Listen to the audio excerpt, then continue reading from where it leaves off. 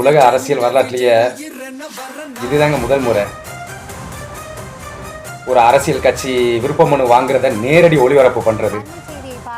இன்னைக்கு நம்ம தாவேக தொண்டர்கள் கட்சி ஆபீஸ்ல வந்து குமிஞ்சிட்டாங்க விருப்ப மனு கொடுக்கறது. இதை வந்து ஒரு செய்தியா சொல்லாம நேரடி ஒளிபரப்பு பண்றாங்க பெரிய பெரிய தொலைக்காட்சி நிறுவனங்கள்.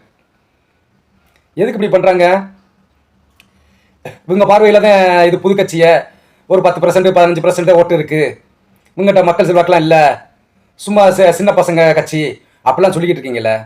கொடுக்க வர்ற நிகழ்ச்சிக்கு போய் ஏன் நீங்கள் இந்த அளவுக்கு நேரடி ஒளிபரப்பு பண்ணுறீங்க? என்ன காரணம்? அதுக்கு ஒரே காரணம்.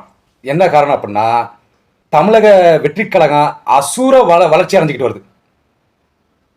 அதுவும் மக்கள் ஒரு மாற்றத்தை விரும்பி அது தமிழக வெற்றி கழகத்தை பக்கம் திரும்பிட்டாங்க.